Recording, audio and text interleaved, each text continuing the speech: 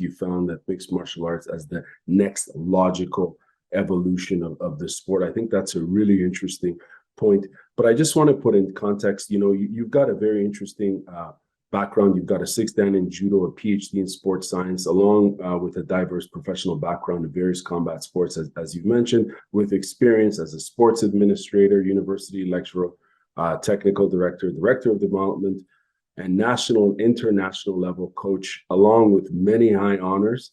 Now, so that's a lot. That's a lifetime of work in martial arts and combat sports, and it's fascinating. I'd like to know, this is a two-part question for you, sir. How has your opinion of mixed martial arts and amateur mixed martial arts changed since you've joined IMMAF as Director of Development? I know you've kind of answered that there a minute or so ago, and a follow-up to that would be, what has been the most challenging aspect of your job and mandate as Director of Development? Let me start with the second part of this question. Let me take one step back. Again, my attitude to mixed martial art was always there. Yes, as you rightfully said, yeah, great that you agree with me. It's a logical evolution of all combat sports. Look at this from another perspective. Martial arts historically were mixed, and martial means military. Obviously, in these early days of this, skills started from weaponry. Then, you lose your weapon, you go into grappling, then boxing. When Olympic Games were revived, and these martial arts and disciplines took shape of a sport, it was always a challenge how to identify the winner. It was always about the rule set. If you prick your opponent with the sword, yes, of course, or with a spear, it's clear. You submit him, it's clear. Well, it's impossible to have a draw. Obviously, spectators need a winner. So what I'm trying to say, when these martial arts along that long way were developed into a sport, they fall into a little bit of a trap. First of all, they came up with a point scoring system, and then penalties deducting point. And look what happened to the martial art. This is my personal observation. I believe that martial arts turned into martial games. Like in a computer, you start playing with computer, some game on computer, some hunt or quest, and you have few lives. You lose a lot. You lose these lives along the way, and you collect the points, and you restore your life. Now, whenever these penalty deduction points and point scoring system are in place, immediately too many tactics and crafty strategies appear immediately. And one of the strategies and tactics are, first of all, I would love to nullify your advantage. I will set you up to make a mistake, set you up into technical fault.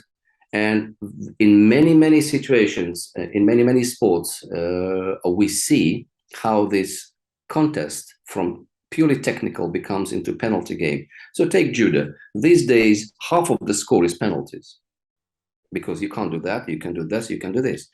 So when I looked at mixed martial arts, I was always fascinated. This, to me, remained the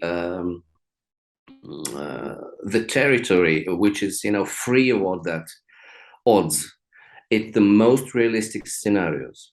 Well, of course, we need to maintain it and keep it safe, but that's what we managed to achieve due to the rules and referees of the highest qualification. Then I wouldn't say there are a few changes which happened already in amateur mixed martial art, but they're not all due to my involvement. I was part of the team who worked, who was setting the trends. I'm glad to say that. We were setting the trends, and we took all responsibility which trends we are setting. I'm glad when we start developing the youth amateur mixed martial art that we try by all means to avoid some mistakes which the other sports did in the past. For example, you know that story about whether we should have headshots for youth under 18 or whether we don't. So we insisted that we don't. And we categorically dismissed the proposal to have light contact or semi-contact because, I personally believe that it's fundamentally wrong. You know, from the standpoint of biomechanics, it damages all your technique for future.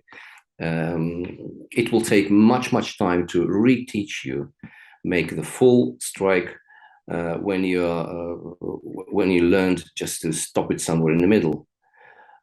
Next, what does it mean light? I mean, in our coaching courses, interesting. I had to pick it up from there. In our coaching courses, we have this part. We are saying, guys, imagine the situation. Coach walks in the gym and says, "Okay, guys, it's a sparring. We go light." What does it mean? Nobody knows, and probably it's the worst thing the coach could pronounce or announce in the club. What is light? It's not a very clear criteria, and so we changing the face or shaping and tuning the amateur mixed martial arts. I think we managed to set that development in that direction, which we believe it's beneficial for the sport in the long term. And so far so good. Let's say we collecting the feedbacks from the coaches, and we're happy that looks like we set the right trend. So generally, I'm so glad with that the face of amateur mixed martial art has been changed once and forever. Once and forever. It's different. It is a sport, though of course it's a bit of a struggle to be recognized with these high institutions like Olympic Committee and GAIFs. It is a sport. It holds all the features of the sport. We highlight them, we improve them, we develop them. It's a new ethos here. It's a nice uniform, and it's nothing to do with professionals, which obviously holds slightly different image. Mm-hmm. We're distinct amateur, particularly youth sport, from professional shows.